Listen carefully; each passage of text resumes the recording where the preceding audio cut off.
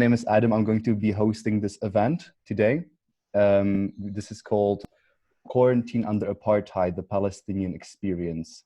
And I think it's really fitting that these days we run an event like this, even regardless of the circumstances, because no one is talking about Palestine and everyone is sort of looking at their own country and only trying to, you know, look after themselves. And I think it's really important that we keep the conversation going, because the occupation is ongoing, dispossession is ongoing, and the violations against the Palestinian people are ongoing as well. So I think it's really important that we don't forget that this issue hasn't stopped just because of coronavirus. So we were going to start by some rules. So if you would like to ask a question, I would encourage you to wait for the questions and answer session. That's going to be after Dr. Mona is going to be speaking. If you have any comments, you can also post it into the group chat. I would also encourage you to exercise patience and tolerance, because we are all learning to use the technology. So if there's any hiccups, please be generous with us. Other than that, just be respectful, and please mute your mic and turn off your video if you're not speaking. And yeah, so about the initiative, this is the first of hopefully a series of events that we're going to be running. So it's great to see so many people joining. We're really happy to have you all here. I'm a representative of the Palestine Solidarity Group and the University of Leeds. And it's great to see Professor Mazin Qumsiyeh, to see Naji Owdeh, and to see Dr. Mona Al Farah joining us today. So the structure is going to be very straightforward. I'm going to ask each one of our speakers to talk for 15 minutes, starting with our friend and activist Naji Owdeh, and then followed by Professor Mazin, and finally to complete Dr. El-Farra. And afterwards, at approximately 6 o'clock, we will have questions and answers until approximately 6:40. That is check time, sorry. So if you're in Palestine, it's going to be 7:40. If you're in the UK, it's 5:40. And then after that, we're going to have some final comments from the speakers, and finally a message that I want you to share with a very important person as well. So first of all, actually, I forgot to mention, if everyone could also, who's interested, because this meeting is actually recorded. So if you're interested to see the recording, please write your email into the group chat. We will collect the emails and we will send you more information about future events, but also this recording. So allow me please to go ahead and introduce our first speaker, introduce Professor Mazin Qumsiyeh, who is, I think, someone who doesn't need to be introduced to a great many of us. He is the founding director, along with his wife Jessie, of the Palestine Museum of Natural History in Bethlehem. He was a professor in the United States of America, and then he returned, and he has committed his life really to, I think, not to exaggerate, the liberation of Palestine. Thank you so much, Professor, for joining us, and I hand it over to you. Thank you for doing this. I'm going to share my screen and show a bit of a PowerPoint for people. So you just give me.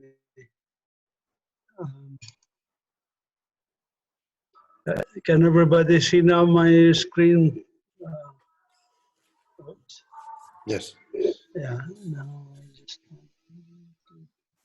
Yes. All right. So very briefly, of course, I speak to you from Palestine, where we're the center of this human migration and bird migration. And we are in a lucky place, if you want. I want to start by putting out the UN Sustainable Development Goals that they put out, 17 goals, basically. Obviously, most of the world is lagging in in doing any of these things. Gender equality, poverty, zero hunger, etc. We are not doing very well as a species, and I don't need to be describing a lot of our symptoms or our problems. I do want to focus on the COVID-19 issues. And as you know, these are just some graphs also for the economy. And I want to relate the economy and things like that to the COVID-19. If you look at figures like this, world GDP over the last 2 millennia going up rapidly in the last 100 years or so, and global fossil fuel consumption, plastic use, etc., you realize we do have a problem. There are some relatively good news. For example, there's decline in overall poverty in the world, more so in some advanced countries, obviously, than in the so-called developing world, like in areas like sub-Saharan Africa, where poverty remains very, very high. If we look at the reduction of poverty in some countries, you see some successes. For example, this is in Iran after 1980, what happened to poverty rates in urban and rural areas, and there has been a significant in the past 2 decades or so. But these numbers of GDP that the OECD and the World Bank and IMF keep citing, GDP, as you know, is how much a country generates in income, so to speak, overall, or productivity. And even if you take GDP per capita, they usually use the average, not the median GDP per capita. So, for example, in the US, let's say the average GDP is whatever, $70,000 or something. But that doesn't really tell you about income inequality. And income inequality has been significantly increasing. This is, for example, income inequality for the top, 5% or so. Sorry, I want to move this out. Top 10% of the population versus the bottom 60% of the population between 1983 and 2007. And of course, now it's even worse. The top 10% own more than 85% of the wealth of the population. And there's no correlation between reduction in poverty and reduction in inequality and things like that. There's no correlation between GDP, for example, and poverty rates in the world. This graph, and I don't want to get into the details of this, but if you look at the triangles here, the triangles are not correlated much in terms of the others. Now, I do want to focus about Palestine because that's where I live, and that's what the subject of this webinar is about. We had problems before, and of course COVID-19 added to our problems.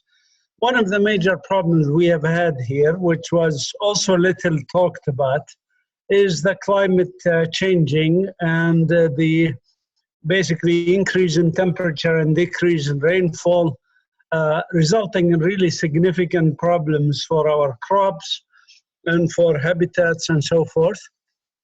We also have the colonial occupation that impacts us on a daily basis. And again, this is not the subject that I want to talk about here, but just to illustrate, for example, the genotoxic effect of Israeli industrial settlements dumping their toxic waste on the Palestinian areas that we have researched.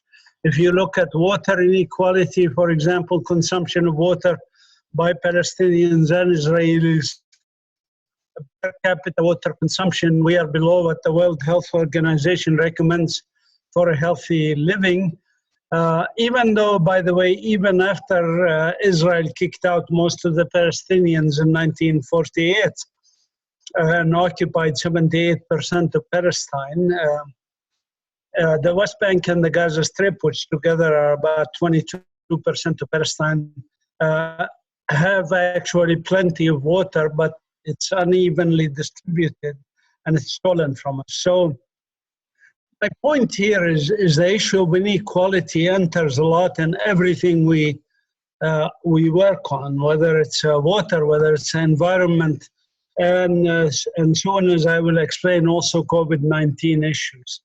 I mean, you know the situation in Gaza, and I'm sure Dr. Mona will talk more about the situation in Gaza. But Gaza, according to the UN, even before the last war, basically, the UN called it unlivable. Of course, after the war, it became even more unlivable. And now with the COVID-19, it's really, really unlivable. And the reason for the attacks on Gaza and the blockade of Gaza, of course, is the gas fields that are off of the coastal areas of Gaza that Israel covets. Again, an issue of inequality, stealing money and resources from native people in order to enrich some people. And people like Netanyahu, very rich, and others, they get rich, more and more rich, and the poor people become poorer. This is a problem around the world, not just here in Palestine. Now, with the COVID-19, of course, the situation becomes even more dramatic, and there has been, I must say, you know, we have escaped the brunt of it so far compared to other countries, as you know, Italy and Spain, and now the United States with 500,000 affected, and over what is now 17,000 that have been have died as a result of it. In our case, the last statistic today is 266 people, 3 more people today, used to be 263, and 2 people died, 1 today, unfortunately. So 266 and 2 deaths is not a lot in the West Bank and the Gaza Strip, basically. And the response, I must say, from the international community and from the local community, I don't have much time to go through it. The state of Palestine set up an emergency response plan, and Dr. Maya Al-Kaila, a friend of mine, she's the Minister of Health. She has been doing a remarkable work behind the scenes. Unfortunately, the other politicians are taking the credit for a lot of the work that she and her team have been working 16, 17 hours a day for the past month or more, month and a half almost. The OSHA had issued the report on the situation and with guidelines also. UNRWA had also set up guidelines and so forth. So we are doing, I would say, the best we can do under very, very difficult circumstances. Now, this is the part I hope we will spend some time in the discussion talking about, which is the circumstance. I mean, the circumstances are, of course, we are not like any other state or anything. We live under occupation, under colonial occupation, not just occupation. So it's a settler colonialism and not mere military occupation. Settler colonialism means that there are 1 million settlers in the West Bank, and Gaza is completely surrounded and blockaded. And basically, most of the good lands of the West Bank is taken by the colonial settlers who are free to move around, etc.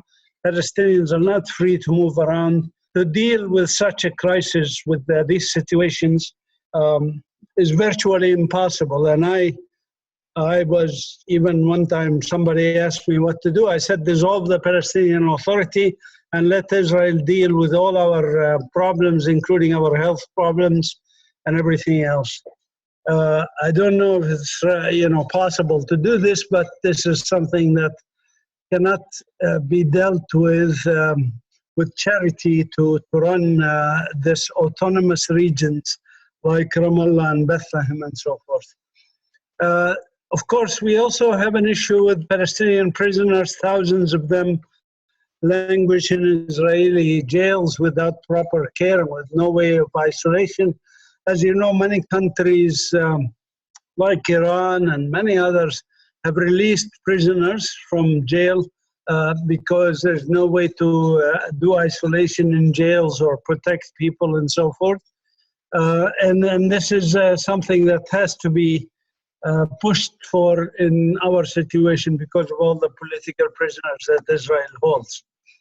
I don't want to, too much time talking about my own vision of what the solutions are at this point. There has been some calls. For example, we have a group called Palestine Action for the Planet that issued a call that's made of 8 points that talks about a post-coronavirus world, a sustainable world where social, environmental, and economic issues are taken into consideration, including health issues. But as I said, it would be virtually impossible for us to apply it here in Palestine, with us being disjointed in these ghettos, Bantustans, South Africa, under apartheid. Palestinians live on 8.3% of the land in historic Palestine, including Palestinians in the Galilee, in the West Bank, in the Negev, and in Gaza Strip. As you know, the Palestinians inside the Green Line have been doing tremendously good work.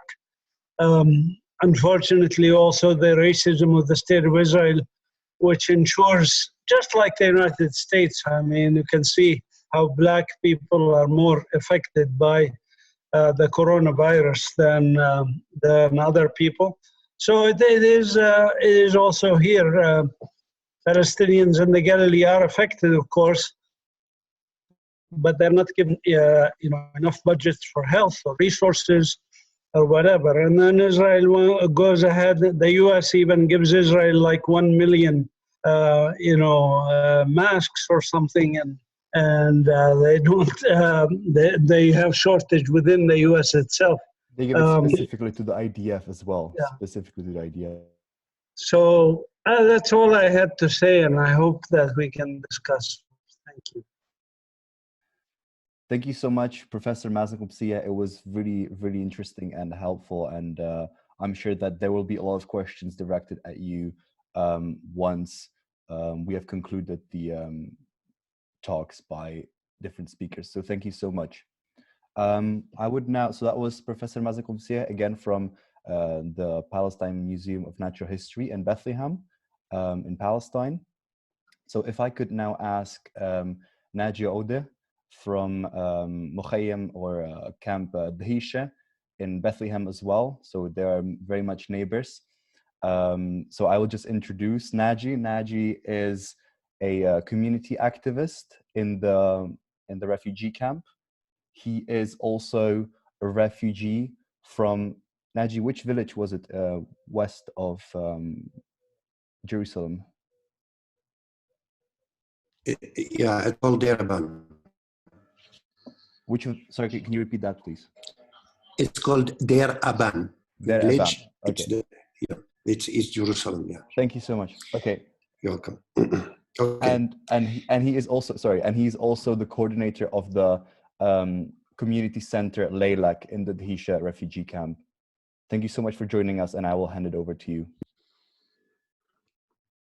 Hi, everybody, and thank you, Dr. Mazin, because he focused on many things that I'm going to add. But I will going to talk about the refugee camp, the Dheisha camp, which is one of 3 camps in Bethlehem area. Now, the Dheisha camp, we are like 17,000 inhabitants living there. And Laylak, it's part of it because we have many organizations, and I'm leading this grassroots organization inside the camp, which is leading only by volunteers, because we are decided since the beginning to be totally independent by any kind of conditions around. Now we will talk about it later. And me as a facilitator, I can say, because I am volunteering as well. Now I'm facilitator and facilitating the work. We work with the kids and the teenager, the youth also in the same time.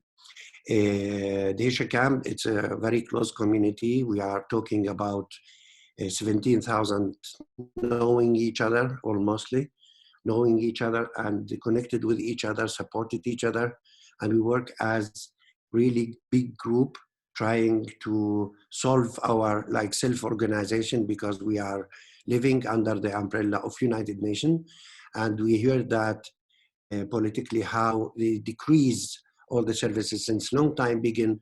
Now it's a big fight between the inhabitants and the United Nations, because they don't give enough services, and they are not because of the money, I can say, and I'm sure it's a political reason that they stop to give services for the camp. The camp itself, since as you mentioned, Adam, from the beginning we are refugee in our country, and since 72 years right now we are under the occupation. And in refugee camps, which is the poorest people live in the camp still until now, and the Israeli occupation, usually they came 3-4 nights a week to attack the camp, for arresting people, for even life training. Most of the time they come with the young soldiers, 18, 19 years old, carrying their own weapons, and they come to the camp during early morning, around 3-4 o'clock in the morning, and attacking by tear gas immediately without anything. And for sure, the people reacting from the camp when they hear the sound bomb or the tear gas or real bullets, whatever. It's a I mean, I'm talking about before the coronavirus. And the coronavirus, it still continue also on the same. When the Palestinian Authority decided to close all the areas, I mean, to divide the areas and to close the main street and the checkpoint, whatever, from our side, the Israelis also keep coming and arresting people without mask, without anything, even bringing the dogs and all, and going to the camp. And we discover later there is many people arrested from the camp and affected by coronavirus in jail right now without any kind of protection. There is nothing to protect them, just only they investigate them and they put them with the others, which is, we are really still worried, and we have a lot of questions from the family and the family of the prisoners, what's going on, what's happened, and they are really a scary situation right now. Now after coronavirus, they keep coming. They came from coronavirus 4 times to the camp. I'm talking about refugee camp Dheisha. I don't talk about the area, but usually they come to the other camps also, arrested people like all the time. For the occupation, it's the same. When they come, they don't knock the door usually. They bombing the door and they attack the house without even knocking the door, without anything. Now, they came inside with a lot of soldiers with the black lines as a commandos. They're wearing all the safety clothes for the soldiers, I mean, the weapons, whatever, and they get inside the house and they wake up the person or the family, whatever. They keep them in the very small place. I mean, mostly in the toilet or in the shower, whatever. They put all and start check with their dogs, all the furnitures and all, and destroyed and damaged. You can find the internet and you can find a lot of photos like that, because they deal as, I mean, the soldiers come in the scare area, which is not at all, because in the camp, we don't have any kind of weapons. We are just only civilian living inside the camp, trying to, as survivor, trying to continue our life as much as we can. Now, the Israeli soldiers, when they come, usually they start with the tear gas and they start with the real bullets, and they arrested many people affected because they decided to shoot, and they have this order to shoot the young people when they're reacting during the night in their knee. And there is many people will wheelchair now, they lost their legs, they lost their eye, and many people they are with wheelchair right now, and many people they have like, I don't know what they call it in English, like as a leg after surgery, like first leg, whatever. Now many people you can find, we can talking about the more than 200 people, they get shot in their knee. Now, during the coronavirus, Also, the Israelis, they make as agreement, I don't know which kind of agreement, but for the workers, because they continue as a colonizer, they continue build settlements just in front of my eyes here near my house where I lived, which is in Bethlehem area. It should be area A, but the settlements and the colony start growing up, and for that they're dealing with the Palestinian workers because they are cheaper. I mean, they can manage to continue their settlements because the Palestinian Authority, even they can't cover all the costs with the workers, and they can't say no. They don't. They allow to the workers to go there with this with agreement to go for 2 months during the coronavirus to work, but in the same time they don't have the life conditions there as a human condition when they are working there. They're sleeping in the construction while where they are working, and after that, if anyone even get flu, even normal flu, they take them by car and throw them in our side. I mean, after the checkpoint. And many cases it happen when the Red Cross, they go, and the health sector, they go in to check. It was not coronavirus, just only get flu, and that's all.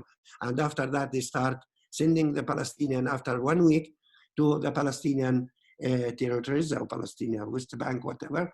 Now there's a lot of workers come here and affected by coronavirus, and when they meet their family also, they pass this virus to their family.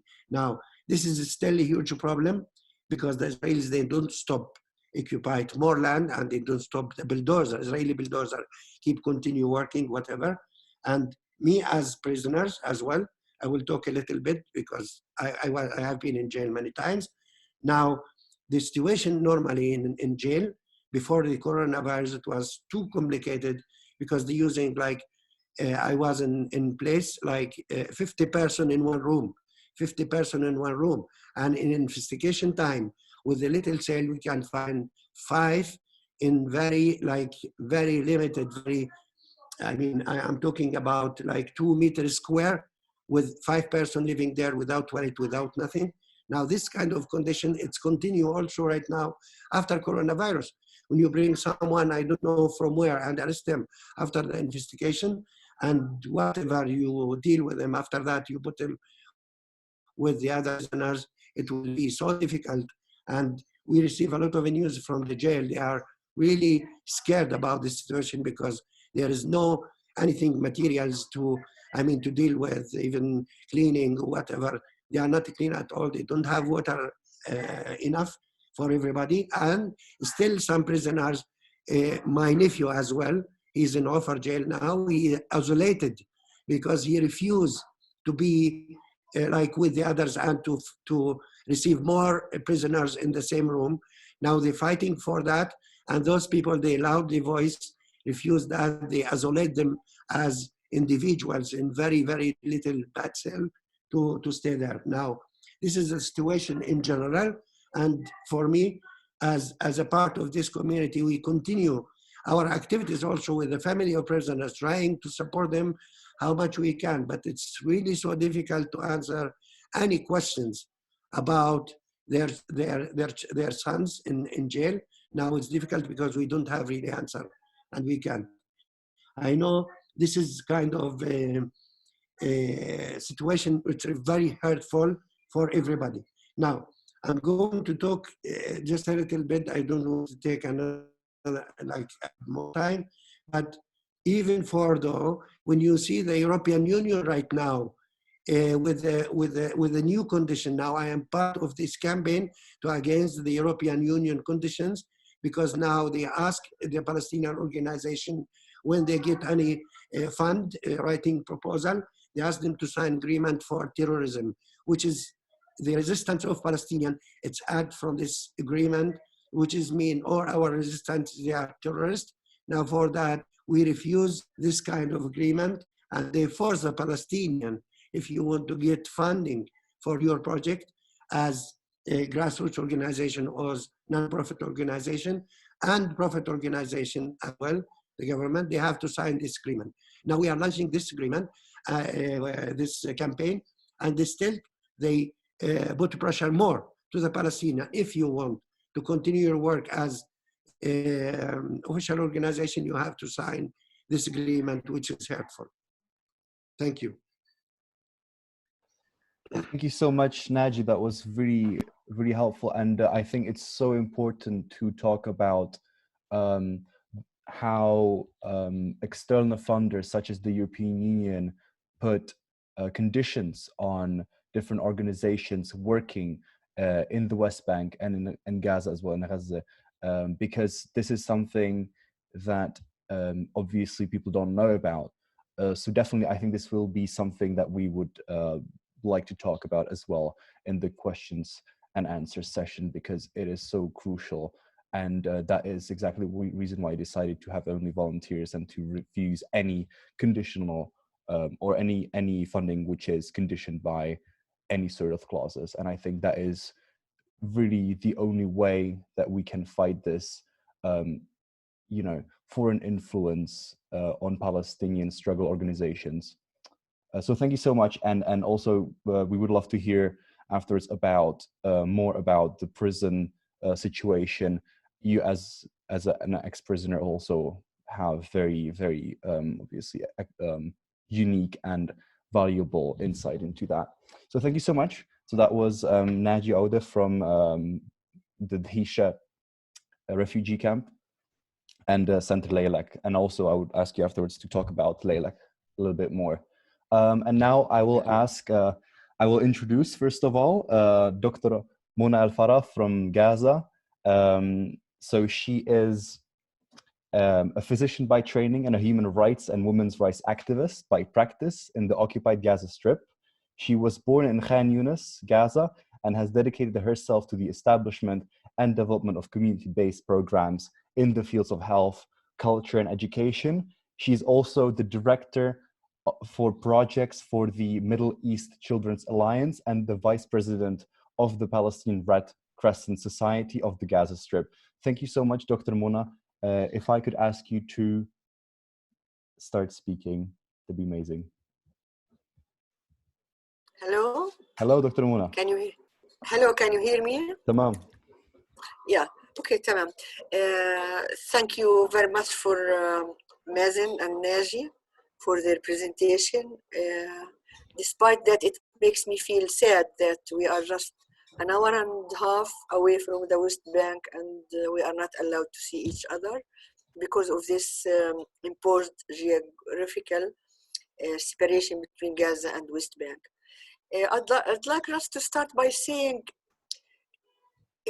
one small statement that if we can adopt after this what do you call it, Zoom or webinar, which is end the siege against Gaza now. I'd like to distribute this everywhere in the world because living in Gaza under blockade and siege made the humanitarian situation, including the health, more complicated. But before I come to it and to the real situation in Gaza, I would like to remind everybody that we are still under occupation, either in the West Bank or Gaza. And Gaza, physically they are out of Gaza, but really we are under their occupation. And this occupation should end now, but now I'm talking about the blockade and the siege because of the coronavirus, which came on top of already collapsed humanitarian situation. My colleague mentioned that the UNRWA said the year of 2013 that Gaza will be an unlivable place by the year 2020, but unfortunately it happened before that. Before coming into the corona and the health situation, etc., I'd like to tell you that despite of the situation and despite of this global pandemic, Israel is still attacking us, attacking our fishermen and the villagers, and every day we are under those attacks, and more than the attacks, we don't have diagnostic kits. We had only 200 for the last 4 days. Gaza don't have any diagnostic kits for the coronavirus. virus. The World Health Organization promised to have some more in 2 days, 3 days, but up till now we don't have this diagnostic kits. To live in Gaza with such unprecedented humanitarian crisis, and on top of that we have this pandemic virus. That means if the virus has comes seriously, I mean breakout in Gaza, the situation will be a big disaster and many lives will be lost. Because if I talk about the health situation in Gaza, first the population, we have highly populated area. It is 5,800 person per square kilometer in Gaza. It makes it the most highly populated area in the world. So if we talk about the measures, for example, to keep people inside their homes, it is impossible. Besides that, the housing conditions of the people are, especially in the refugee camps and the villages, it is very, very inhuman, unsuitable for living, very crowded, small areas in the refugee camps, and this will contribute more to the spread of the virus, and it will be uncontrollable. And with Gaza hospitals at the moment, with its 50 to 60 ventilators, this is just a number for 2.2 million population. This is a number for 30 hospitals and 1.2 each human in Gaza, 1.2 for 1,000. Sorry, I didn't get that. I mean, the percent of beds, hospital beds to population is one bed for 1,000 population, and you can imagine. And the hospitals are under-equipped, understaffed, and medication. No medications in Gaza. We have 30% of the basic medications for our patients is enough for 1 month. And add to that we lack medications for cancer, for chronic illnesses. We lack medical supplies as well. So the situation in the hospital is not ready. Despite that, our teams everywhere, either in the governmental hospitals or the non-governmental hospitals, are very ready, and they have very good spirit to deal with patients, but they are under-equipped and understaffed, and as I have said, no medications or medical supplies. This is the general situation in Gaza. Besides something very important, health cannot be isolated from social or economical or political issues, and it makes me feel that despite this virus is a pandemic, and it does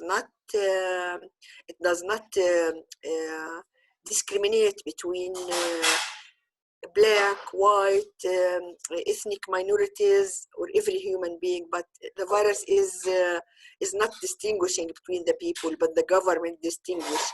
And we see that in America, when the black people are suffering more, and I will not go more into that, but the black people suffer because of the uneven distribution of resources between different races and between different incomes too.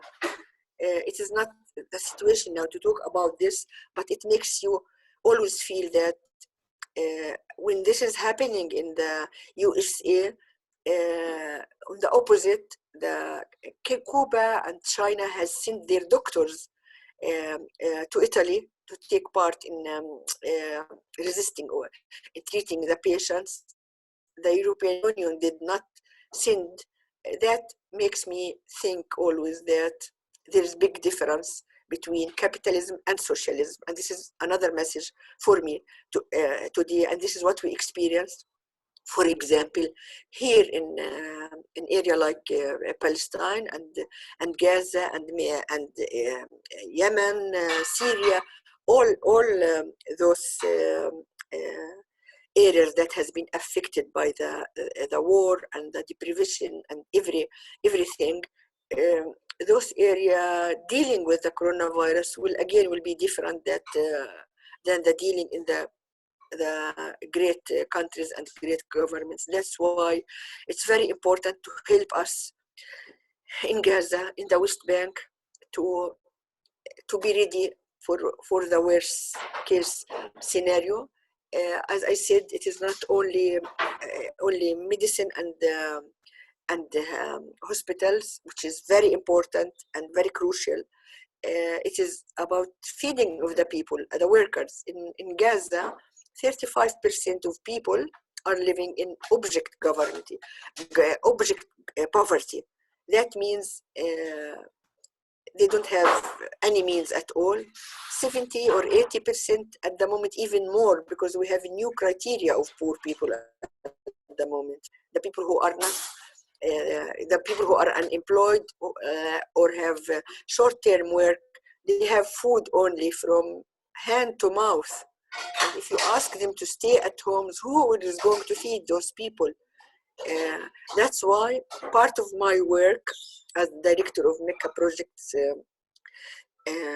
part of my work with 100 lovely, beautiful volunteers that they are ready to work under such circumstances. Our work is to distribute food parcels, fresh food for those families, to distribute hygienic kits as well, to be practical on the ground and to try to see the needs of our community, besides health awareness about the virus in the most populated area, in the refugee camps, in the villages everywhere in Gaza. This is something practical help. I wouldn't do it alone. I am surrounded with 100 wonderful volunteers, as well as lovely and dedicated community-based organizations, partner organization, I call them, in Gaza. We are all together try to do this, but the situation is not easy. It hasn't been easy, and there's something very interesting, that there's a great deal of social solidarity in Gaza amongst people. People are helping each other. They try to do things for each other. For example, when I ask, we want to distribute this food parcel, people come to me and said, my neighbor is more in need. We still have our morals, despite of all what's happening in Gaza, under the occupation and the unfair, the unjust siege that has imposed on us since 13 years. That's why I started my message by saying, stop the siege, end the siege against Gaza now. I want millions and millions of people to pass this message, because if the siege and the blockade did not stop, big genocide will happen in Gaza. And maybe this is one of the reasons they want to kill us in Gaza, indirectly, a new way of genocide. Maybe they want to use this virus. They are not saying it, but this is what will happen, because they are closing the borders. We don't have enough medications entering Gaza right now. If the genocide happened in Gaza, it will be a new form of genocide. And one of my colleagues, or youth activist, I think, he said something I appreciate. He said, the coronavirus is the occupation itself. It is not the biological virus. It is the occupation. It is the occupation. It is not only apartheid, colonial, racist occupation. It is a virus to have this occupation. So I'm hoping that my message is clear, and we will all help in distributing this message, because Gaza's situation at the moment is very dire, and half of the population are, 48% of the population are children under the age of 14, 52 youth under the age of 18. We have young population, and but not equipped, not equipped, I don't mean unhealthy. I mean, because if I say children, 50% of the children of Gaza have acute anemia, and it is related to the siege and the occupation. It breaks my heart and to hear about families, they give their children one meal before they go to school, one meal a day, that's all.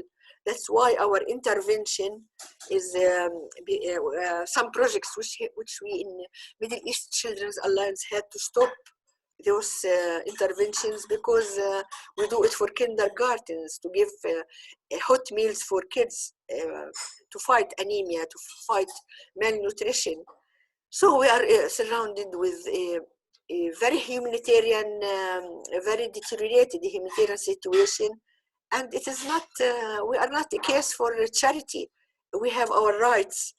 This humanitarian crisis came on top of political problem, which started year 2000, year 1948, and even more. But year 1948, when the ethnic cleansing of Palestine took place, and Israel was created, and from that date till to date, with other freedom lovers and peace lovers and in the world, to attract the attention of the world that what's happening in Gaza, it is not humanitarian alone. Humanitarian on top of political one are even in this seminar, I should remind you that we will continue, but without your solidarity, it is not easy for us. Without your political solidarity first and practical too.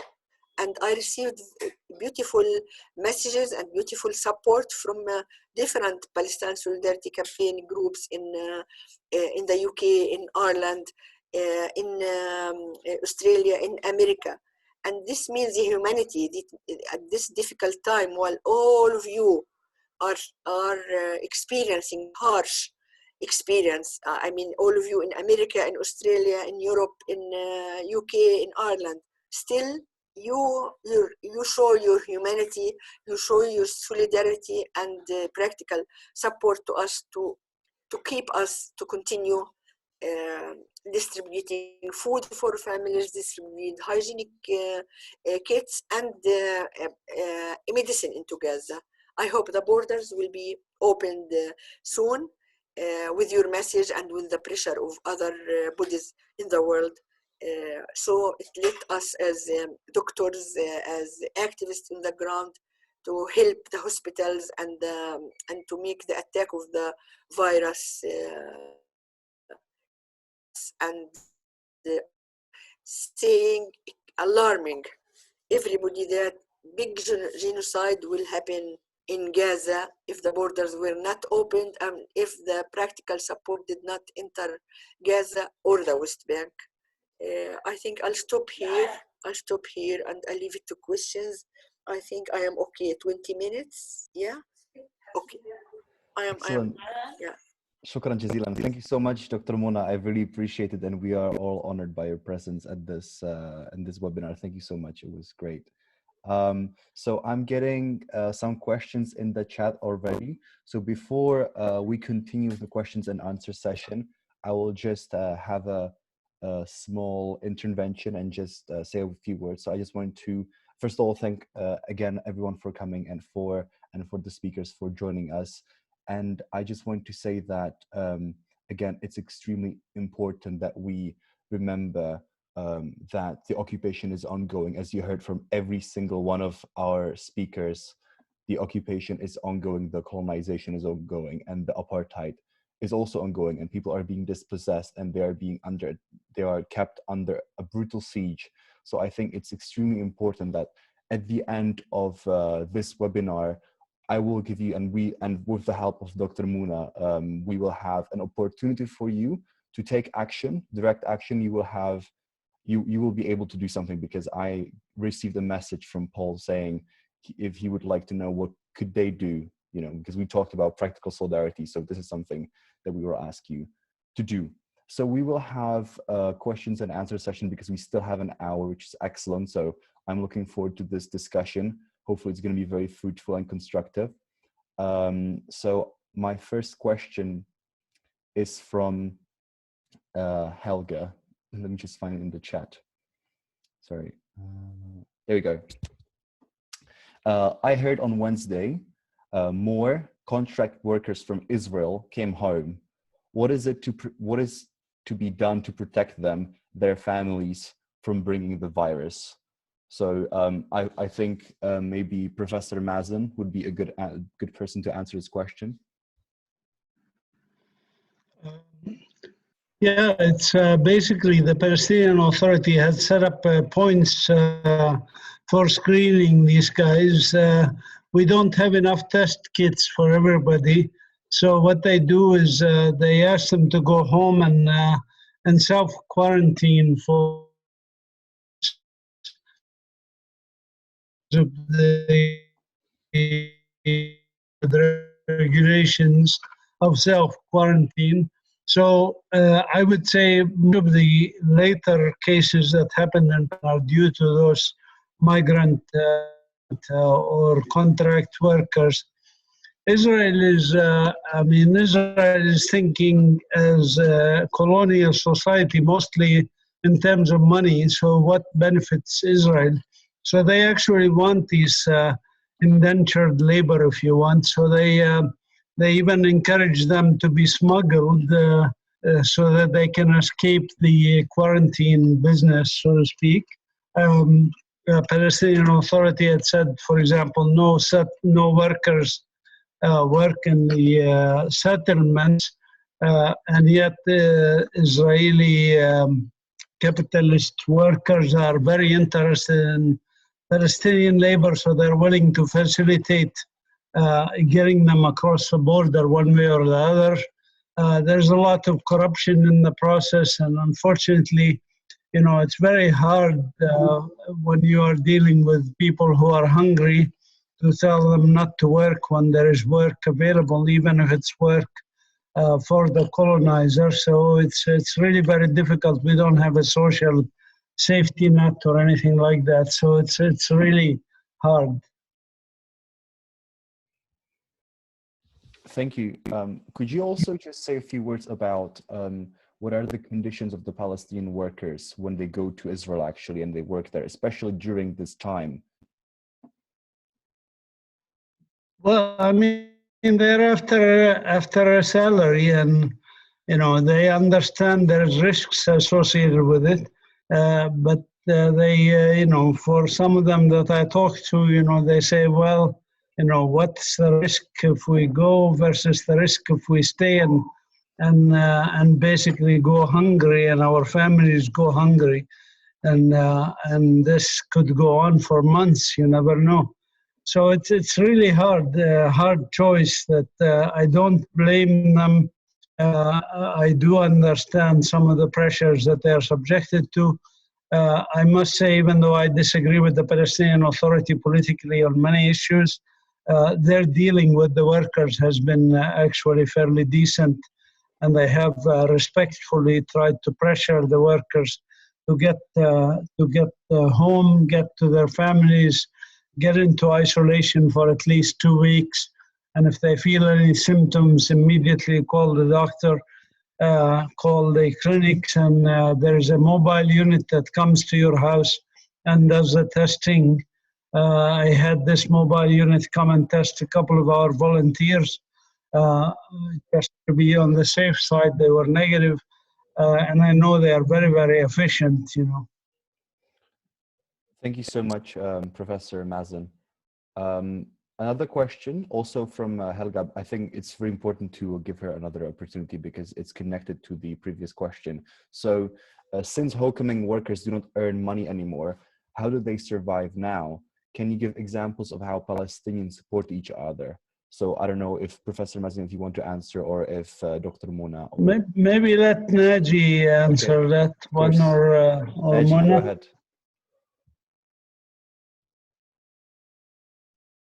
Naji? Okay, he's not there. Mona, maybe I can talk about... No, wait, here we go. Is it... Okay. That's the role of the At the moment, this is the role of the civil society, including the work I am doing with my colleagues, that we make sure that families get practical support through food parcels, fresh food, or whatever. And another thing, we started the mobile clinics. I forgot to talk about this with our partners. Not mobile clinic, home visits for patients with chronic illnesses, cancer, children who cannot, because it is very difficult to go to the hospital at the moment. So we started this with the Union of Healthcare Committee as well as the medical relief in Gaza to take care of the health of the people inside their homes. And I mentioned earlier the distributing food and some funds to the families who are unemployed or very poor, because we have been working. It is not, this is disaster is not new for us, and I'm sure it is the same in the West Bank. The civil society took important part since the first Intifada, and they have a lot of experience in dividing the areas to different sections and to address the needs of the people, and we have big data. So this is what we are doing right now with our people. Food parcels, hygienic kits, and medicine to people to see the needs with our mobile team at their homes.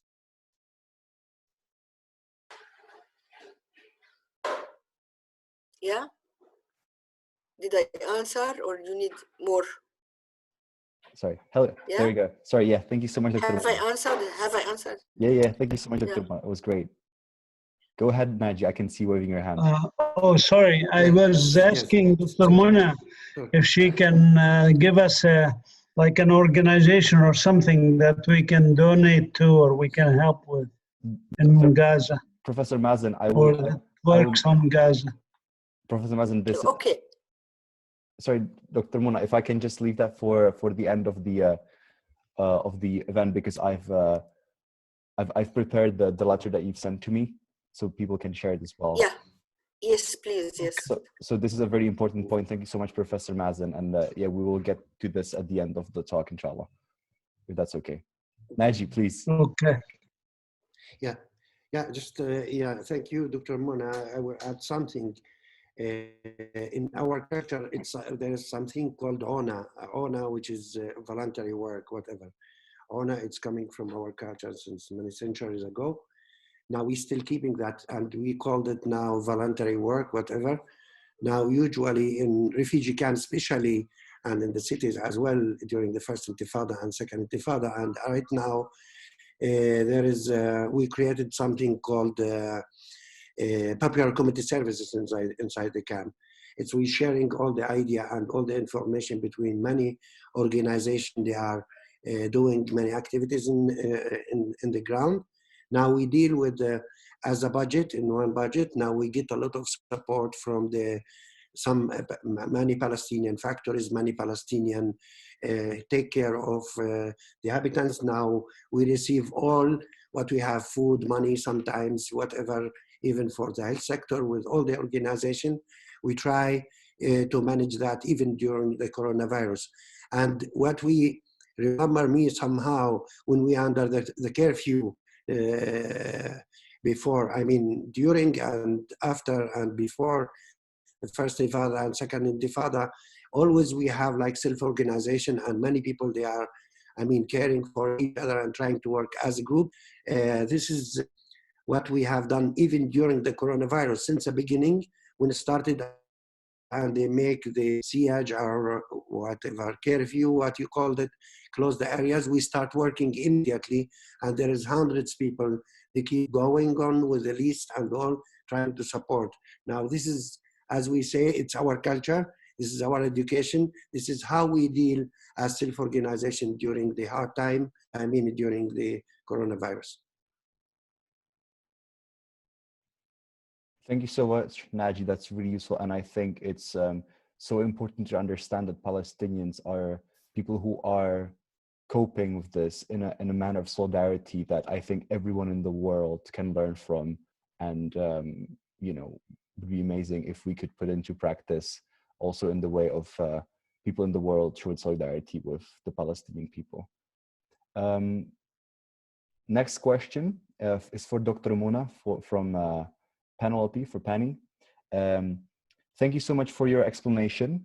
Is there any chance of a test and trace model in Gaza to combat the spread of COVID-19? Are any COVID-19 tests available in Gaza? Okay, thank you very much for the question. We had 200 tests that has been ended. Now we don't have any test. We are waiting the World Health Organization to provide us. We are waiting, so there's a gap. Now we don't have tests. Up till this minute, we don't have any test. It's not available. And there's another point. I should like to attract your attention to it. 13 years of siege, it affected all our health services, including the lab services, because there's no maintenance companies, the lab equipment to Gaza or other diagnostic things like MRI or CT.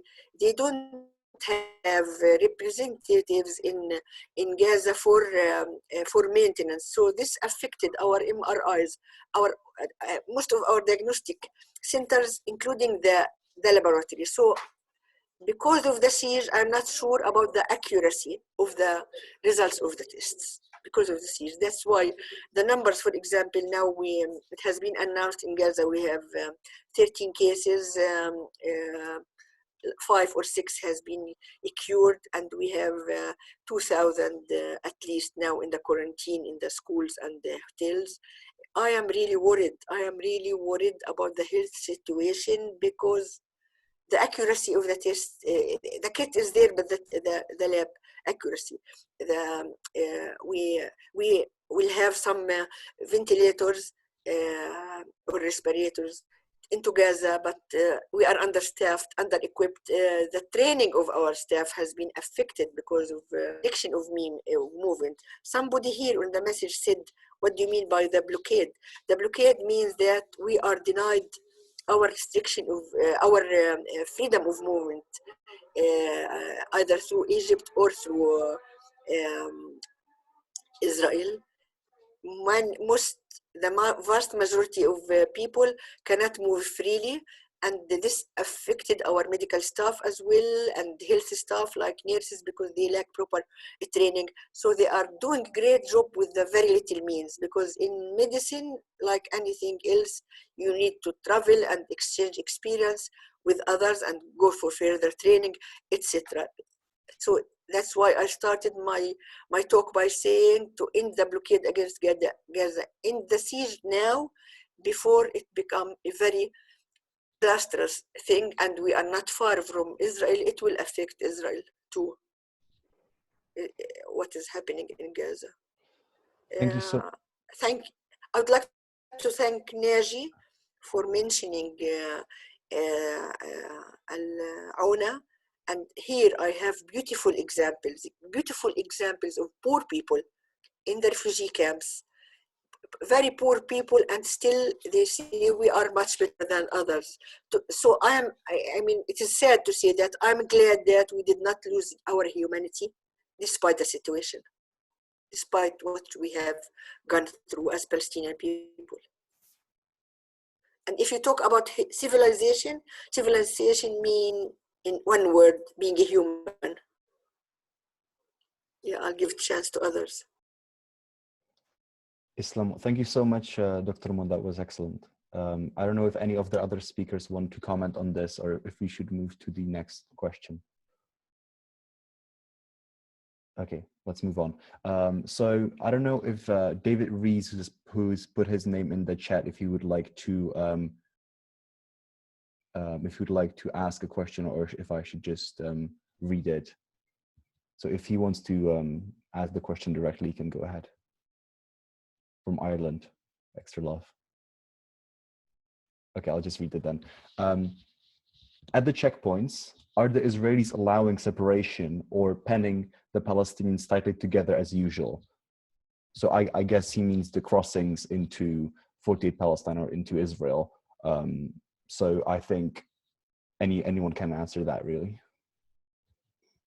I want to just say that regarding the checkpoints, there are more than 110 checkpoints within the West Bank that separate Palestinian areas from other Palestinian areas, in addition to the checkpoints that are between, let's say, the West Bank and the rest of the Palestinian areas that were occupied in 1948. And in Gaza, there are certainly the border crossings, as they call them, which are also checkpoints that separate the refugees in Gaza from their homes and lands from which they were kicked out in 1948.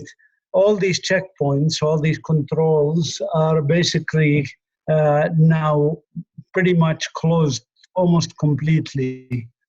And this is a combination of the fact that Israel wants to just make our life hell, but also because they claim that of the Passover holidays, they need to close all these border crossings. So, but this makes it very, very difficult to move things. For example, I need to move some seeds and plants from one area of Palestinian area to another Palestinian area because we have project helping farmers grow their own more products from their land. And we're having very much difficulty in doing this, and it's really very, very difficult.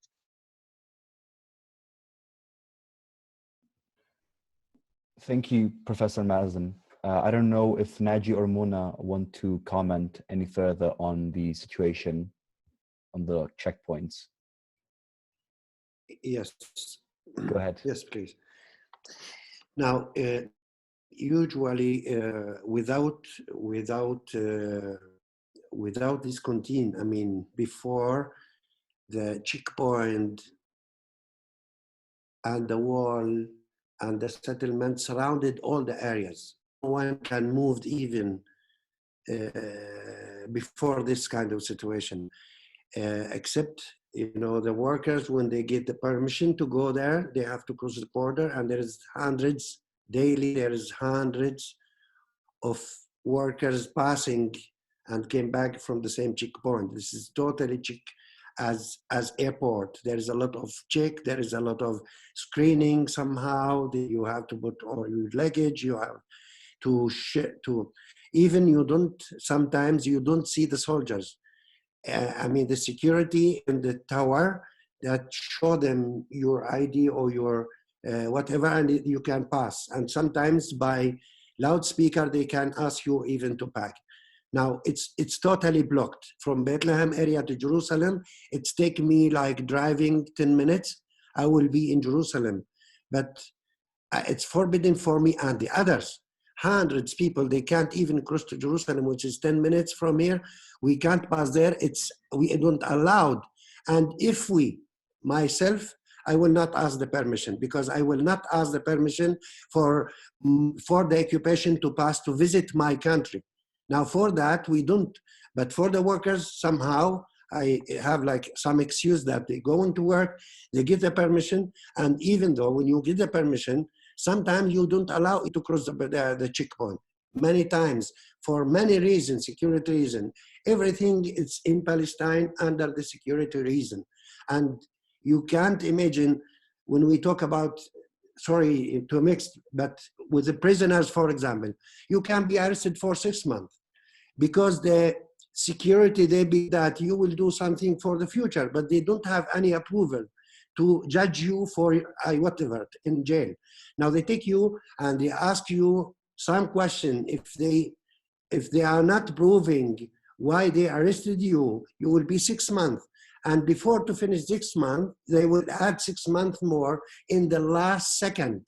It's mean that they're working deeply in your mentality to destroy your mind and your brain. Now, many people, they stay 6 months and 6 months and 6 months and in 2 years. After that, they release you for a while, 3 months, 4 months, and after that you can be under this kind of administrative detention law, and you can stay also 4 years. There is some others from the camp. Now, they're staying 16 years under this law. Each time they release for 1 month, 2 months, and they bring them back. And they have also, like, you know, families, whatever. Now, in the checkpoint, always, many people, they go illegal to Jerusalem, which is have to pass through the mountain to cross the fence, whatever. But there is, when we speak about the checkpoint, we speak about real checkpoint, and you see the soldiers and the blocked and the fence and the siege and all. But you can find the settlements in the top of the mountain without covering by fence. You can find also electric borders, electric checkpoint, which is a fence around. If you try to cross it, it will be dangerous. And for that, you are blocked with all. And our area, in Bethlehem area, is very small. And our movement just only in the city and the refugee camps, but you can't, there is a lot of villages, included Bethlehem, you can't cross there, which is belong Bethlehem area, but you can't cross there because there is apartheid roads, there is a checkpoint, there is whatever, a lot of Israeli jeeps and the flying checkpoint, they put it somewhere. Now you can't, it's not so easy to pass.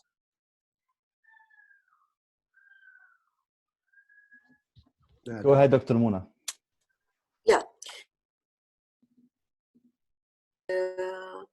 About the West Bank, Naji, and I would like to remind those who are watching us, maybe some of you know well and some don't know, but Gaza is a very small piece of land.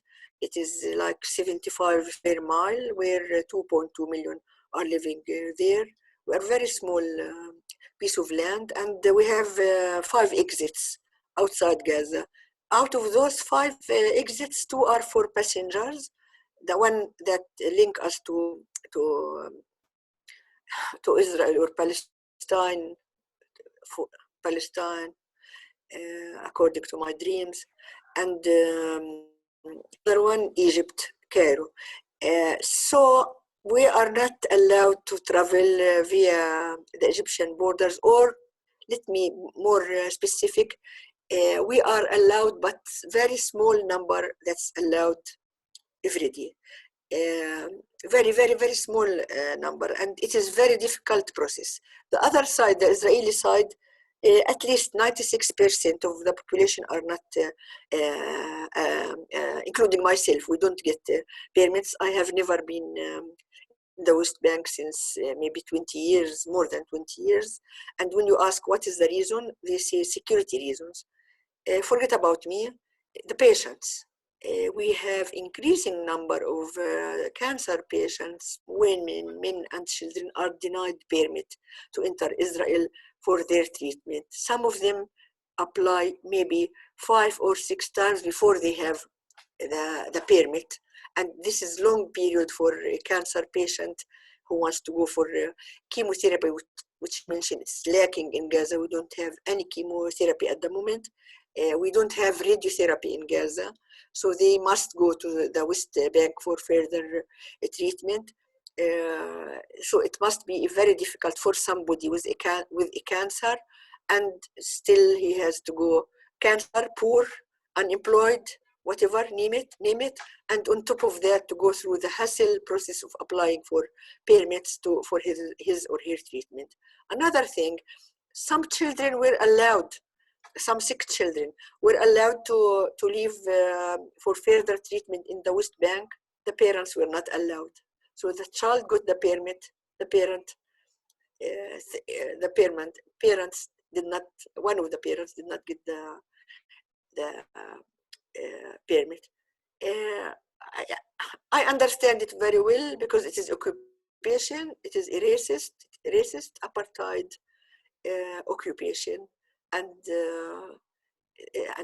we have lived with this occupation for many years, but this should end. The blockade should end, and the siege should end. And I'm sure I forgot many things to mention because of the time, but our life is really difficult, either in the West Bank or in Gaza. Gaza, freedom of movement is denied at all. Just a few people manage to get outside the Gaza Strip. Besides, in Gaza, there's buffers. For example, the villagers cannot reach their land on the east part and the north part of Gaza. They can be attacked. Some were killed, and the fishermen as well. They are not allowed. And the fishermen, this is a group of very, very poor and impoverished workers, because their work is seasonal. It is not daily. It is. I didn't tell you that we don't. 65% of people in Gaza have no food security, and now it is not only food security; it is safety, personal security at the moment. I did not tell you about the effect of this. Sorry, can we just, so that we have a lot of questions that we can get through them. Sorry. Okay. Just, I want to talk about children, but sorry. No, it's okay. No, I will give you also space at the end. You can if you would mind, just to mention in the end. Okay. Excellent. I'll unmute. All right, great. Thank you. Thank you so much, Dr. Mona. I will now ask Dr. Rasha Soliman if she could ask a question.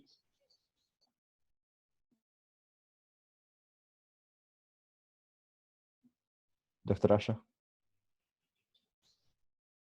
Hello? Okay. Not working for some reason. I think I need to unmute her. Wait, here we go. Dr. Rasha, can you hear me? Apologies for hello?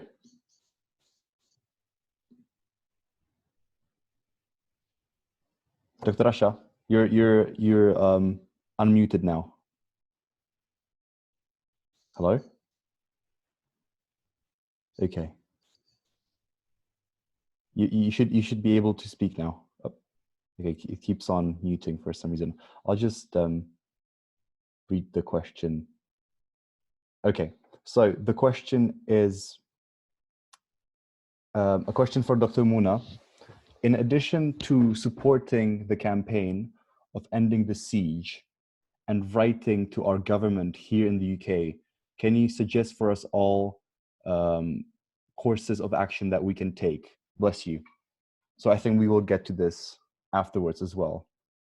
And I want to dedicate good time to that, because I've actually, Dr. Mona has provided a letter of solidarity and also a link that we can donate to Middle East Children Association. So I think if we do that in the end, that'd be amazing. Thank you so much, Dr. Rasha, for asking the question. So this is a question from Sam Allen to Naji. So can I please have more information on Dheisha refugee camp and the situation there?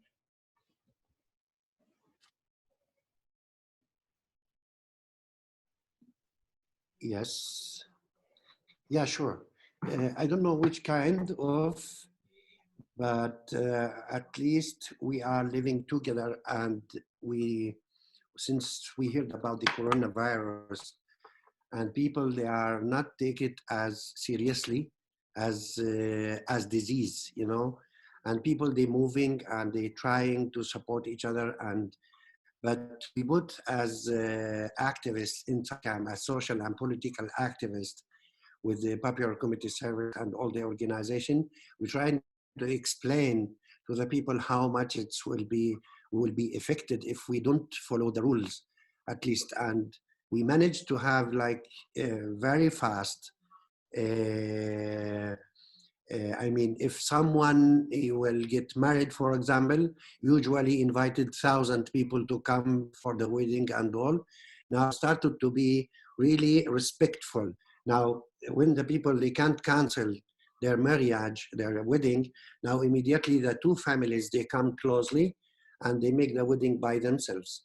If someone die, usually 1,000 people open the big hall and everybody during 3 days, they go to support their family, whatever.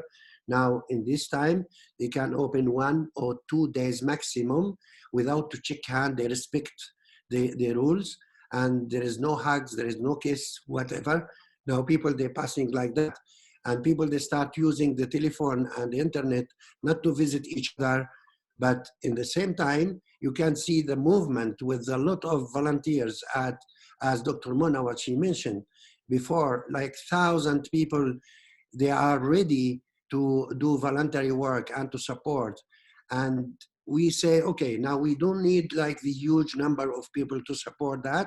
We need, for example, 20 or 50 maximum for that, to clean the street, to go to the UNRWA, because we make a lot of things with UNRWA, and we put pressure to UNRWA as well in order to give the services as they have to do in daily life. Now, the community in general, we are very strong community, I can say.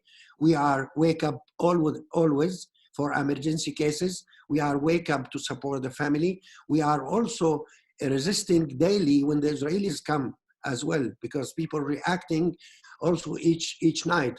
Now, you can see, I can be sure what I'm going to say, that if we don't work, I mean, I'm talking about the poorest people live in the camp, the poorest people. If we don't work for 2 months, we will be okay with the food, we will be okay with the health, because there is a lot of solidarity in our community. Now people, they will continue their life as well. Before, it was curfew 45 days before in one time, and people surviving and continue their own life. And we open our houses, and we still ready to do that. We open our houses for the school. We are opening at the classrooms for the students to study in our houses with the professors, with the teachers. We can use the public space as well. And everything, it's possible here in the refugee camp. But the most important, that to be sure there is no one can sleep without food. Everybody supported from the neighbors, from the community. And this is really, we are lucky. At least we can say that, suffering, but we are lucky that we live in this kind of solidarity groups and connected with the community. And as a totally group, we forget all the differences between the politics and the political party and all this kind of problem, even with PA. Now, maybe we disagree with the Palestinian Authority, but in the same time, we can be somehow in the ground working together in order to help the community. Now, this is very important. I don't know if there is something I forget to, please ask me any question about that. Thank you so much, Naji. No, you're doing very, very well. So don't worry, you're doing excellent. So the next question, I'm going to actually combine two questions because I think they're really connected. So the first question is from Razana, and she's asking about, I'm wondering what specific things will be available with an end to the blockade. Here, it is hard to understand what ending the blockade means, especially with borders closed and travel limited due to the global pandemic. Rosanna from Chicago. And if you could also answer a question at the same time about the role of Egypt Egypt's role, or Egypt's government's role in the blockade, and if the Egyptian government has done anything to support Gaza in this in the blockade, or even probably in the coronavirus situation. Dr. Mona, I think you're the most qualified to talk about this.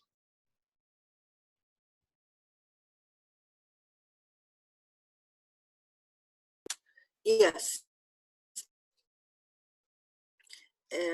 Regarding the blockade has been imposed on Gaza since 13 years, and it was against Hamas, which was democratically elected. The blockade means that no economical exchange with Gaza, no freedom of movement. So it was all against the elected government, but really it affected the people themselves. The government was not affected, it affected the people, and after 13 years, we have real humanitarian crisis, and the government did not collapse. but it is not only the blockade. Besides the blockade, there was political division between the main parties, between the West Bank and Gaza. So to end the blockade, that means open the borders and send aid to Gaza, unconditional aid. And Naji, I'm not sure, Naji I think, or Professor Qumsiyeh mentioned about Naji, I think. He mentioned about this conditional fund.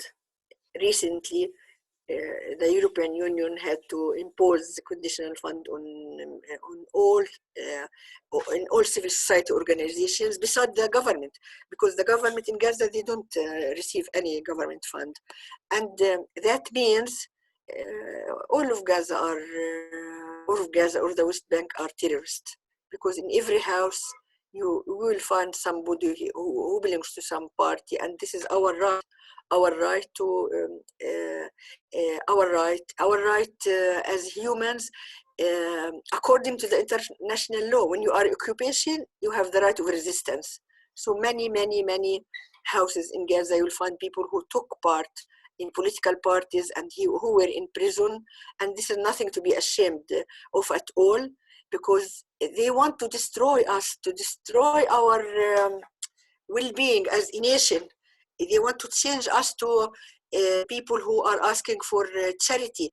We are not for charity. We need solidarity and practical support. That's why all of us refuse this. Anyway, not to distract the attention. If you ask about the effect of the blockade, it affected us a lot. And if it was raised and everything was normal, especially at this crisis, we'll be able to do things. Despite that, our health system needs years to recover after what happened during the 13 years. But at least if we start the first step, which is stop the blockade, let aid enter Gaza, this is the first step. You ask, I think, about the Egyptian role. The Egyptian coordinate with the Israelis according to the peace treaty. So I don't exempt or forgive the Egyptian about this because they don't do any step. They help in the blockade. For full stop. If I was not clear, please let me know so I can see it in more summarized. No, Dr. Mona, you were excellent. Oh, yeah. It was I am shattered actually, not because of the meeting, because I had a very long day, and since this started, a lot of work has been going on. And Naji Owdeh mentioned something very important about our solidarity, social solidarity. But Naji, in Gaza, it is, despite it shows itself, but it's very difficult because everyone is in need now. So that's why our role as organizations to help people, especially the workers, the people who are, oh my God, who if they stay at home, they will not eat at all. The workers, despite that they don't have even proper jobs before this crisis. So please help us to help people. Thank you so much, Dr. Mona. And can I just again say how we all appreciate, I can see the Naji waving his hand. Can I just say how we all appreciate you being here? Go ahead, Naji.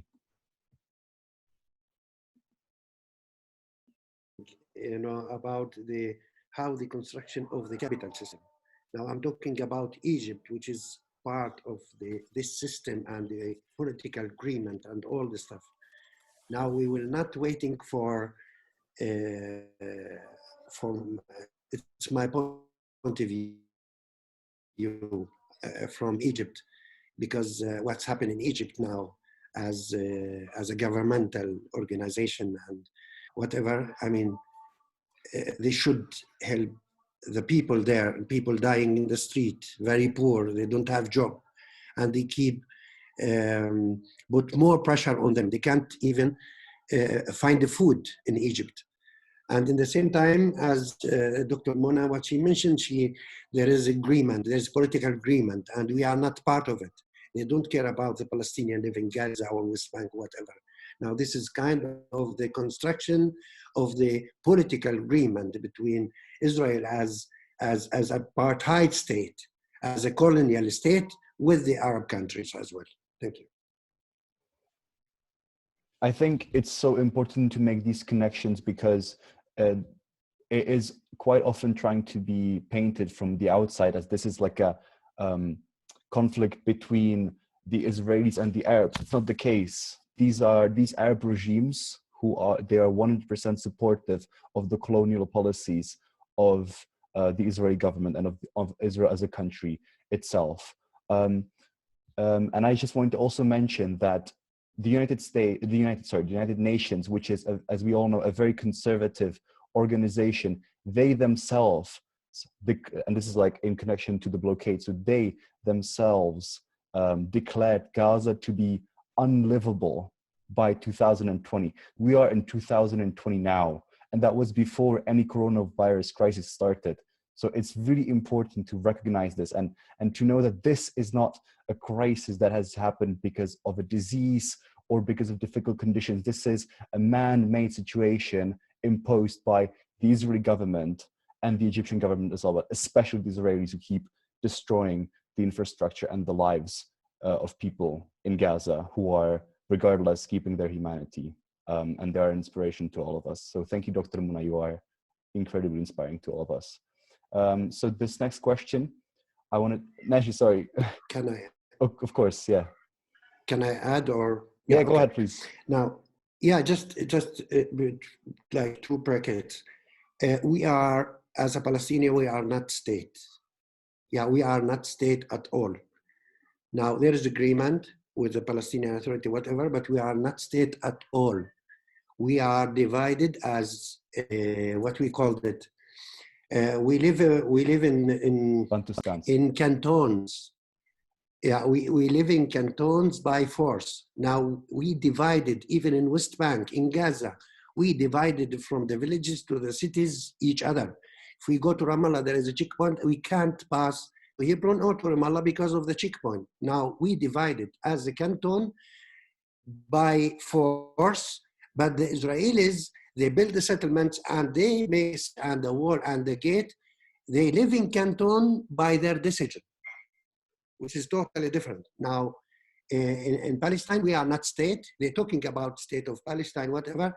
But in fact, no, we are under the apartheid occupation in our country.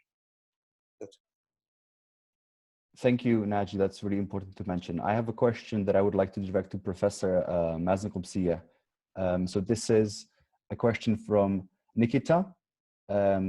He's asking, regarding the coronavirus situation in Palestine, what has been the reaction from the Israelis who are sympathetic to the plight of Palestine? Has there been any form of solidarity or support from left-leaning Israelis who oppose the occupation? And if I could also ask about what is the general approach of the Israelis, not only the left-leaning ones who are sympathetic, and if you could just also point out what is the margin, what is the proportion? Thank you. Yes, thanks for this question. I mean, one of the things I would say about Israeli opposition is its near absence in general. The number of Israelis who support Palestinian human rights remains minuscule because the educational system and the structure of the colonial state of Israel promotes racism in every stage of their education. So the few who manage to escape this indoctrination and eventually reach to support Palestinian rights, I would say they are small in numbers in general. This is a general statement about opposition. It's, I guess, similar to any other colonial situation. I mean, the number of French colonialists who supported freedom in Algeria was very small percentage of the population of French who lived in Algeria. Nevertheless, this is an important segment of a society which we should not forget. The issue with the coronavirus did not increase or decrease this number. a lot of the Israelis are, of course, including those few who are supportive Palestinian rights, are now worrying more about their own health and are sequestered in their own houses. And for the first time in their lives, maybe they also feel the kind of isolation that we Palestinians have felt for decades. So I can imagine that they would sympathize, would have to, say that. But there are more than 10,000 Israelis who have gotten the disease, and at least 100. There is about 100 who died. So I think they're more worried about themselves now than about Palestinian solidarity, so to speak. There are some. I did receive a couple of phone calls from some Israeli friends who are concerned about what's happening here and how they can help, even though they cannot come here. Israel prevents them from coming here, and certainly cannot move very much, just like we are. So that's in terms of the Israelis. I do want to add one thing about sustainability, and I think questions are mostly talking about the past and the present situation. And I like what Dr. Mona had said, that we really need to focus on lifting the blockade. And this is very, very important, in my humble opinion, for Gaza. We need to lift the blockade also on the West Bank that's now being imposed as part of a deal of the century that Zionists wrote for Mr. Trump to adopt. And we need to work on the political front more urgently than ever before, even though more people are worried about their own health and safety and so forth. I think it's very, very important to work on the political issues. In addition to doing the kinds of things that we talked about, that Naji talked about, the ONA and so, and trying to support each other. And this is important. I mean, we have luckily been involved in starting community gardens, and starting on the balconies and on the gardens of people in the refugee camps of Aida and Gaza.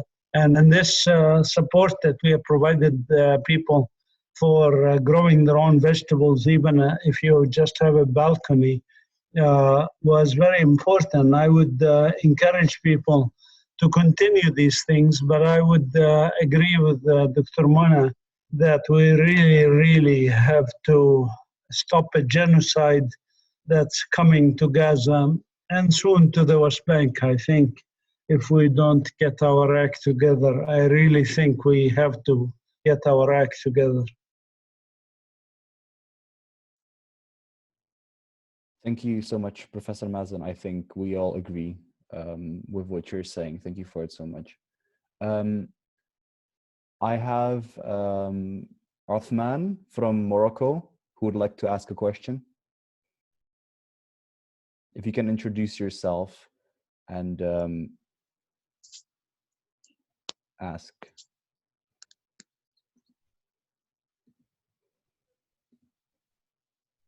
Othman? Othman, you have to unmute. No. Yes, there he is. Well, yes, you're unmuted now, Othman. You should be unmuted. We can't hear you though.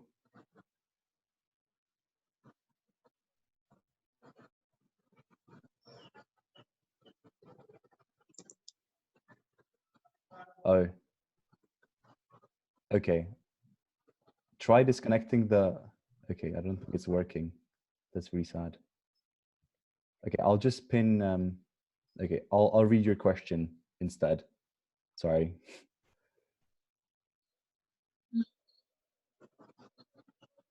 It's not working. Okay.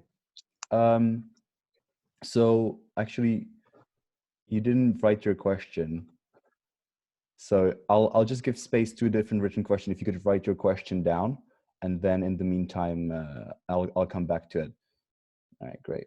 So I have a question from Arush Khalil. She's asking, I'm from Indian occupied Kashmir.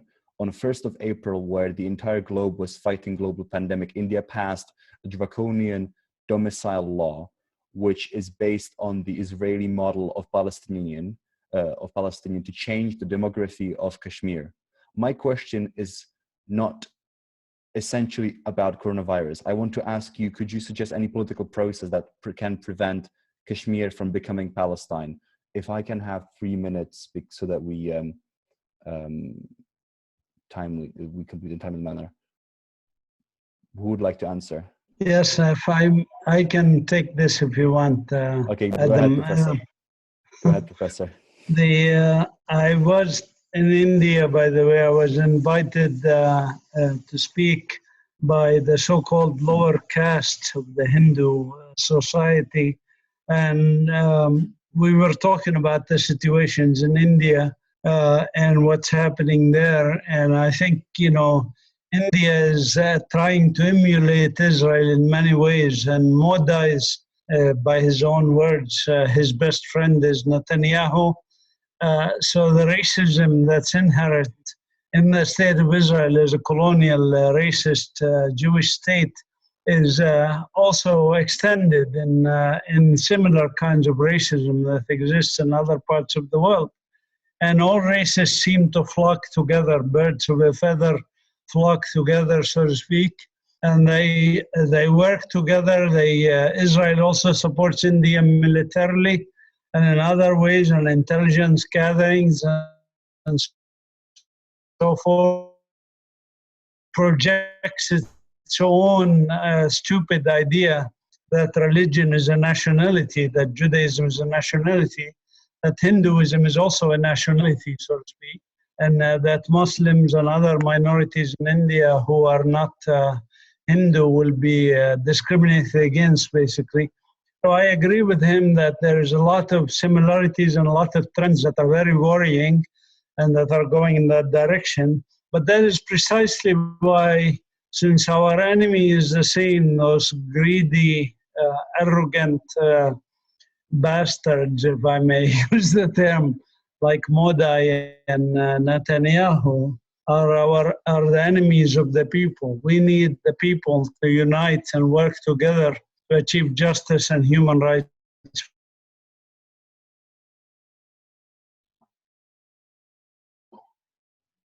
Thank you so much, Professor.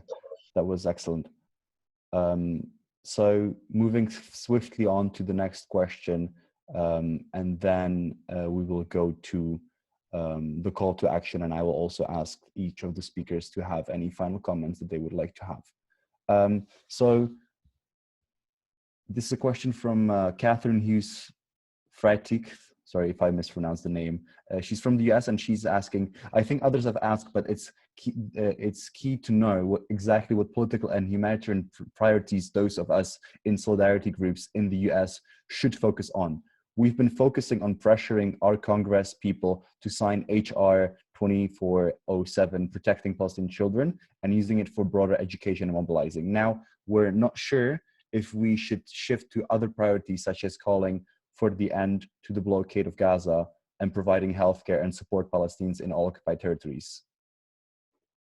We would frame all this activity to explain the impact of the occupation repressing itself and no safety net from the PA, etc. Dr. Mona, I think, or Professor Mazin. I mean, I think we can do both. We don't have to leave one action to do another. I think we need to push U.S. congressmen. I happen to also have American citizenship, and I think it's important for us to push politicians and not wait for elections or whatever to affect change in politics. The politicians, they stick their finger like this in the air and see where the wind is blowing, and what we have to do is basically provide them with a hurricane to get them to change their behaviors. And I think that's what we need to do, is keep pushing them. Hello? Yeah, Mona, go ahead. Yeah, I agree with Dr. Mazin that we should do both, but the wider issue is the occupation, of course, the right now, the blockade, and that the protection of the children comes after under this as well. So both are very much needed. Not only children as children and women as most vulnerable groups, and all the community as well, all people of Palestine, even the men, especially the Palestinian men who pretend all the time that they are tough, they are strong. It is haram, it is aib, it is not allowed. They are not allowed to be weak. They could be very weak from inside because they lost the ego of the father to protect the family. So psychologically they are affected. So all of us need protection, but the most important are women and children. And I agree with Dr. Mazin, both at the same time.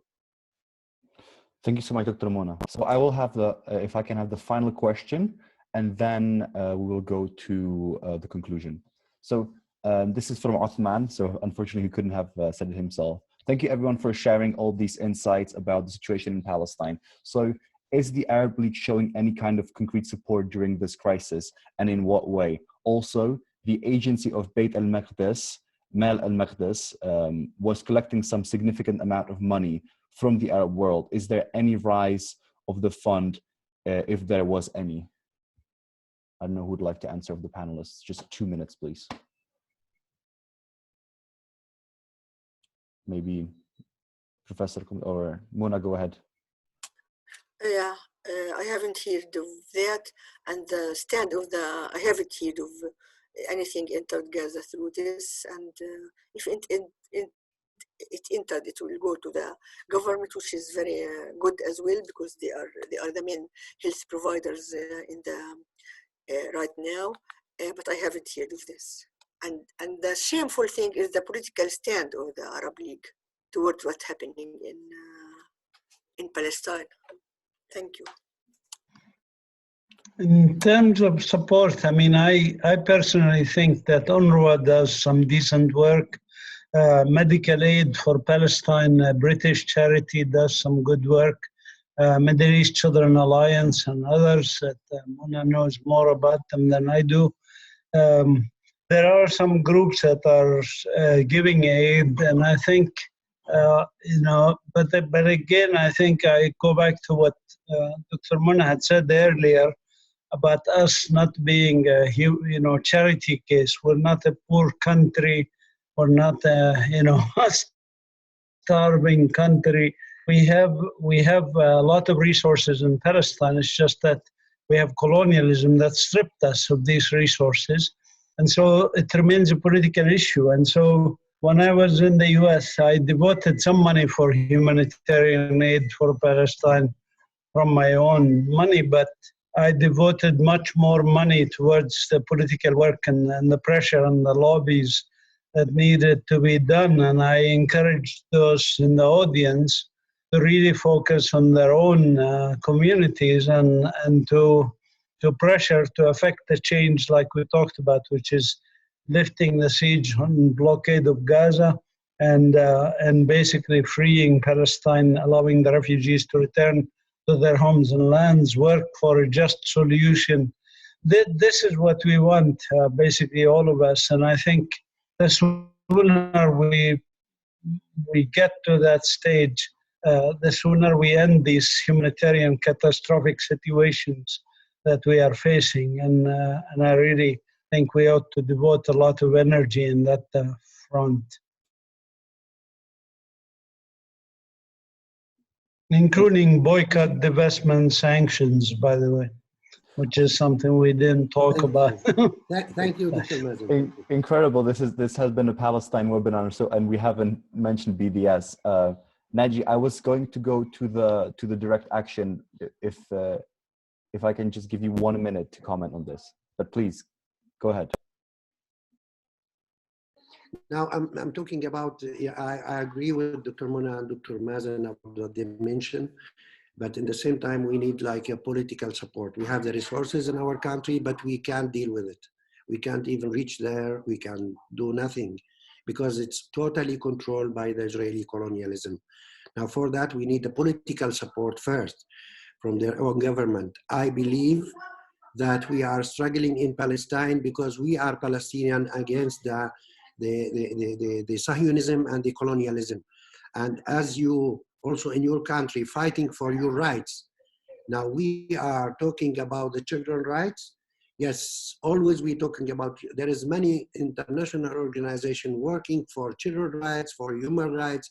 And for me as well, I am in the network for children's rights in West Bank and Jerusalem. But we talk about that, we raise up, you know, the education about that and whatever, but we can't never stop like one child, 12 years old, arrested by Israeli soldiers in the jail. Now it's need a political campaign generally to support the Palestinian by this cause. Thank you so much, Naji. Very important comment indeed. I will again, so thank you so much, every single one of our excellent speakers. I will give you also one more minute just to complete, just to give any final comments, any calls to action. Dr. Mona was in touch with me, and she actually drafted a letter for her organization, the Middle East Children Alliance, which does excellent work in Gaza, and which very importantly is run by volunteers, which I think is crucial because it always has the demands of the Palestinian people for their full rights at the heart, and that's how they work. And I think that's really, really, really important. I actually also have some, obviously, experience with campaigning and with solidarity action. And I was, in my past, been able to reach Roger Waters, who's been so good in showing solidarity to the Palestinian people. And he was able to donate for different projects in Gaza. So I thought what would be really effective is if each and every one of us in this meeting would be able to send an email to him. So I'm just going to send you the draft email into the chat. I also send it via email. So if you haven't shared, oh, it's too long. Okay, so I'll just, in that case, I'll just I'll just send it to you via email. But these are the details. So help@rogerwaters.com, and maybe I can just put it into bits, and then it will work. So I'll just cut it up and I'll post it bit by bit. Here we go.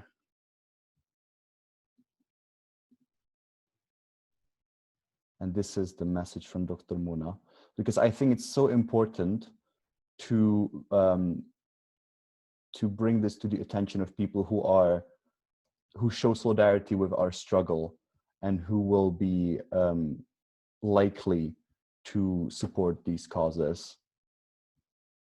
So, but I will also, as I say, I will also email this to everyone. So thank you for everyone who has put their emails in. If you haven't, please do. So this is obviously something that, okay, great, excellent. So we have someone very excellent on the meeting today who has a close friend with Roger, so they will pass it on directly. That's great. So I just want to thank every single participant today. And before we break off, I would ask for every single of our speakers to have final comments and a call to action. If I can start with Professor Qumsiyeh. I just want to thank you and thank also Naji and Mona. Really, it's an honor to be on the same panel with them. They are wonderful people doing great work, and it's really an honor to be on here with all the group of the audience. Several names are very familiar to myself, like Deb Van Poel and others, and I thank you very much for this opportunity. Thank you, Professor. Naji? Yeah, just I want to thank you again, and thank you, Adam. Thank you for all the participants. Thank you for everybody. I want to add something. Just we are. I believe that we are in the same line and same struggle, even with the differences of level. Now we have to fight against the capital system and to in charge more to support Palestinian really officially. We have to in charge more in BDS campaign that force the Israelis to accept the international law. That's all. Dr. Mona, please go ahead. First, thank you, Adam, for organizing this and giving me the chance to see two good people like Naji and Dr. Qumsiyeh, whom I have met long time ago in Washington. But maybe he doesn't remember, but I remember well. And Raji, Naji or Raji, Naji. There's Naji Owdeh, yeah, too. He's my brother. He's my brother. Yeah. Okay. Nice to meet you. Yes. And I would like to say that we people who are working for peace and justice all over the world, we are many, and the others are few, despite they have the power. And don't give up, knowing that one day we shall prevail. So keep the work good. All of you, keep your good work, despite all of the odds. We should continue, and we are not allowed to give up, including myself. Of course, I'm getting older, and every time I want to give up, I feel that no, I'm not allowed to give up. And so everybody of you and those volunteers who are working with me while I am working, I know that I'll pass the message to many of them, and I'm sure you are doing the same. So keep the good work, and one day justice will prevail. Thank you. Thank you so much, Dr. Mona, for this beautiful, beautiful ending comment. I just want to say how grateful and how honored I am to have been hosting this meeting with Dr. Mona Al Farah, Naji Owdeh, and Professor Mazin Qumsiyeh. I haven't had the fortune or the honor to have met Dr. Mona in person, but inshallah one day I'll see you in Gaza or in Palestine. I also wanted to say that I want to thank you every single one of the participants in the phone call or in the meeting. It was great to see so many of you. Please do check your emails after this. I will be sending the recording, and I will be also sending the letter for Roger, and also obviously the link for MECA, for the Middle East Coalition of Children Association or Alliance. Go ahead, Dr. Mona. Just can I add something regarding MECA? We are partners with many organizations on the ground. So we do our work with Palestinian organizations on the ground. Yeah. Thank you so much, Dr. Thank you. And I also wanted to, so that's really important. And I just wanted to really briefly mention BDS, how crucial it is at this time as well, that this is a tool that we have to be using to put pressure on Israel and other countries as well to listen to international law. Palestinians, the only thing that they want is their rights. That's it. We don't ask for charity. We ask for the rights of our grandparents and our brothers and sisters to go back to their homeland and to live there in dignity and freedom. So you can do that by joining your local Palestine Solidarity societies or clubs. Subscribe to their newsletters. I would encourage you. Professor Mazin, could you please also make sure that the people who have, I'll also share the list of the participants in this talk, and I'll share it with you, and you can add them to your newsletter. Professor Mazin has an excellent newsletter where he weekly posts news from Palestine and around the world, and his comments as well. So I'll make sure to forward it to you as well. So tune in, join any local pressure groups, boycott Israeli products, write to your members of parliament or your congressmen or congresswomen. And once the situation is over, I would encourage you to find a volunteering opportunity in Palestine and go visit, for example, the Palestine Museum of Natural History or the center, the Laylak Center in Dheisha camp. They are excellent organizations, and they will welcome you with open arms. And lastly, I would like to promote our next event, which is going to be on the 17th of April to mark the Day of the Palestinian Political Prisoners. It will be with Dr. Ramzi Baroud, the famous Palestinian writer, and we will be talking about his new book, These Chains Will Be Broken, and the situation in Israeli prisons of the Palestinian prisoners in general. Thank you so much, everybody. Thank you for participating. Again, Dr. Mona, Naji, and Professor Mazin Qumsiyeh, you've been amazing, and every single one of you. And also, I want to say, have a blessed Easter, Professor Mazin, you especially. Peace be with you, and free Palestine, one day, inshallah. Thanks. Bye. Assalamu alaikum. Alaikum salam. Take care, guys.